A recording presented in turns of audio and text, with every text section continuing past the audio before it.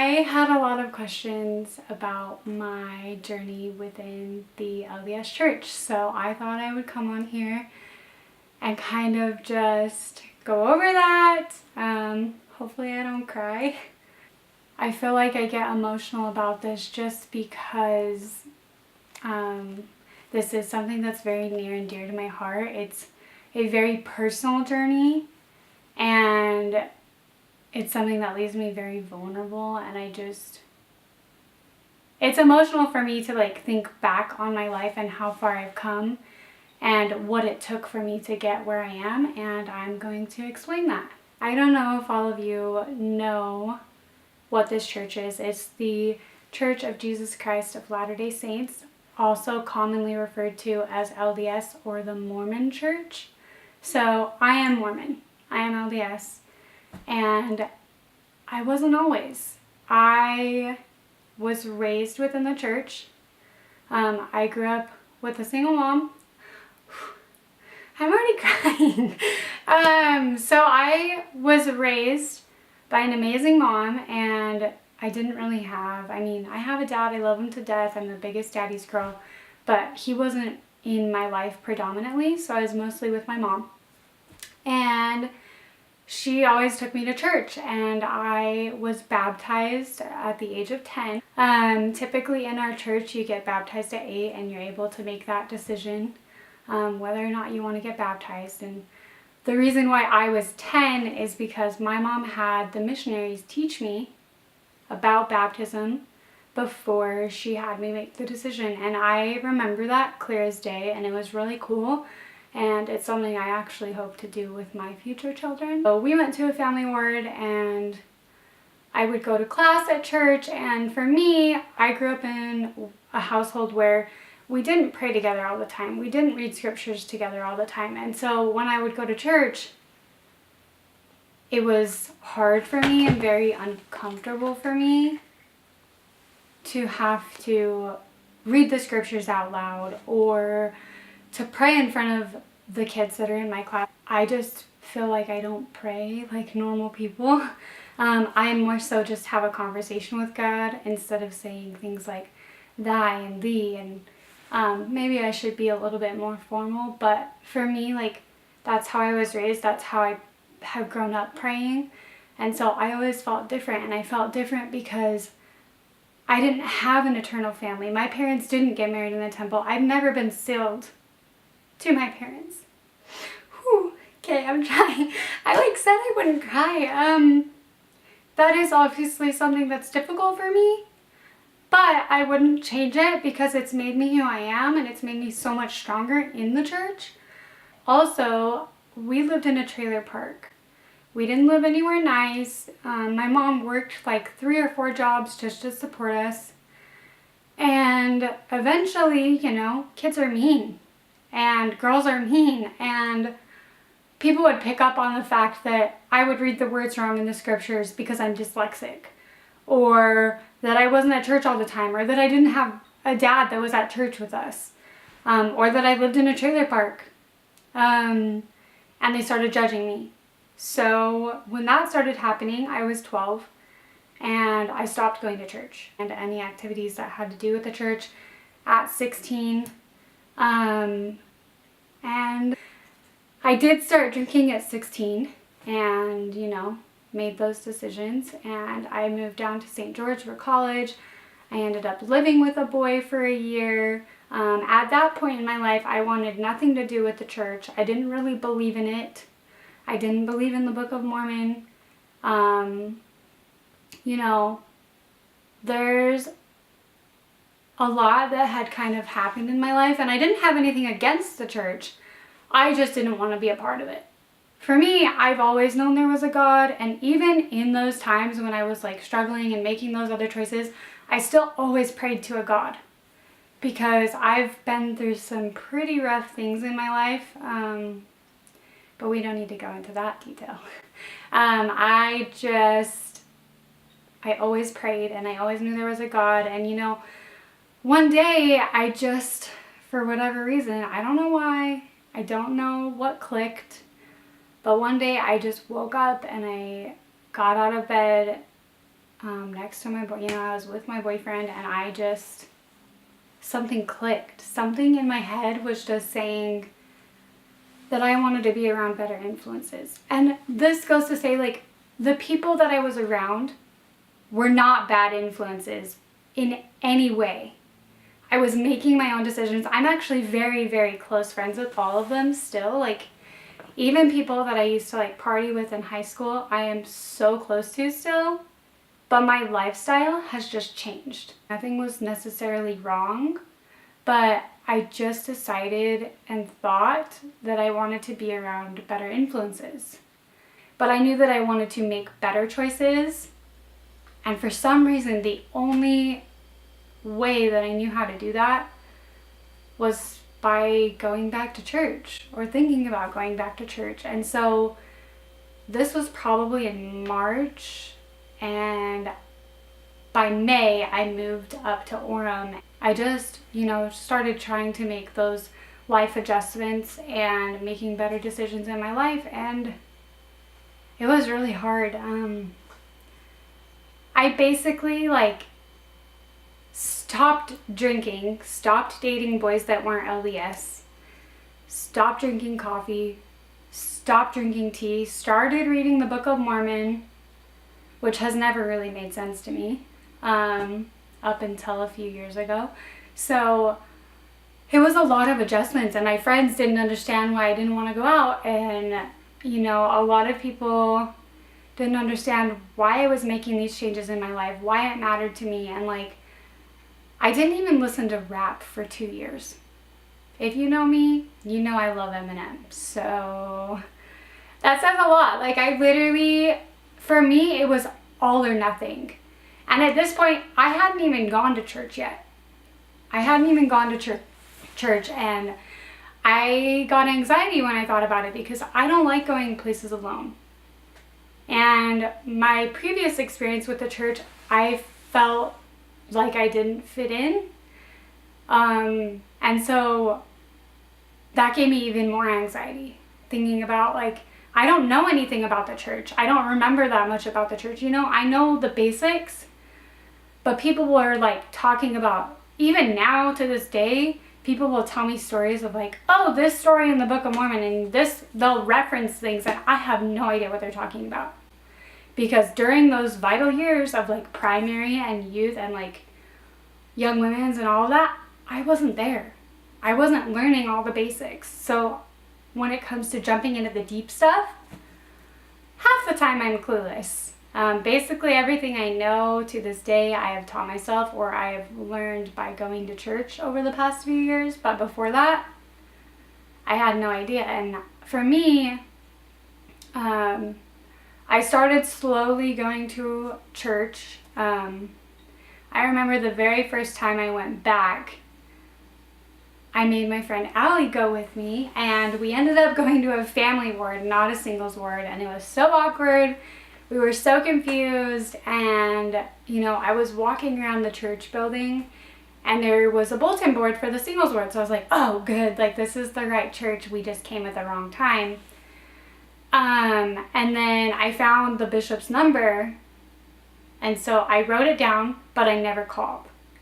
Then a few weeks later, so I was living with my mom at this point in Sandy, and people from the church, from the singles ward, kept coming over, but I was always gone or I was at work.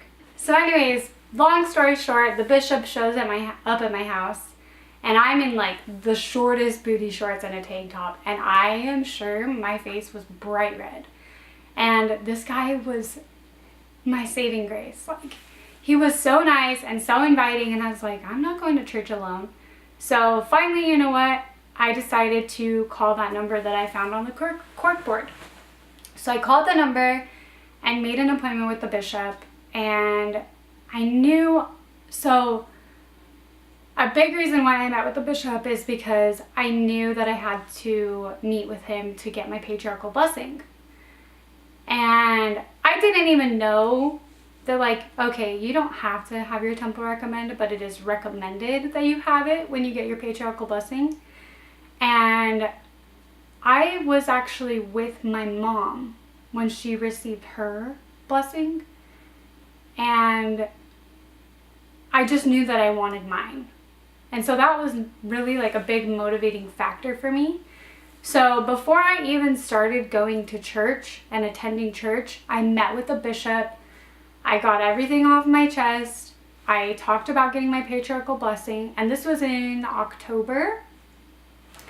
And then I started going to church. I decided that if I'm making all these changes to my lifestyle and the choices that I'm making, why wouldn't I go to church? So I ended up putting on my big girl pants and going to church, and I still get nervous going to church alone. I hate going to church alone. I hate not knowing people at church. It still makes me nervous to this day. But I go, and every time it is worth it. I was always progressing within the church. I got my temple recommend. I was going to the temple and doing baptisms once or twice a week. And I felt like the next step for me was to receive my endowments. And this is not typically something that someone does on their own. I think it's starting to become a little more common, but at the point that I decided to do it, not a lot of girls would go through on their own. They would only go through if they were going to serve an LDS mission or if they were getting married. And for me, I wasn't doing either of those. I just felt like it was time for me. And I went back and forth on that for a really long time. But ultimately, I decided to go through. I got my recommend, and I went through the temple and received my endowments on December 13th of 2014. And let me tell you, it was the best, like the single best decision I have ever made in my life. It was not easy. This whole journey, none of it was easy. I had to stop doing things that I loved. I had to create different habits, and dating was probably the hardest thing for me, because there are, like, if I wasn't LDS, I would be married. I would have been married years ago. Like, this is kind of another reason of why I came back to the church. So I was seeing people around me that I went to high school with and middle school with, and they were getting married in the temple, and I didn't even know they were LDS, or I knew they were, and they were getting married, and their level of happiness was just different. Their lives just seemed different. And I wanted to be on that level with them. Not that I was completely happy, and I could be happy. You can be happy without the church. But having the church be a part of my life, I am so much happier. I am so much more. I am so much, like, I don't really know how to explain, but my life, getting through the trials that I have had to face, is so much easier with the backbone of the church and my journey and my testimony supporting me in my trials.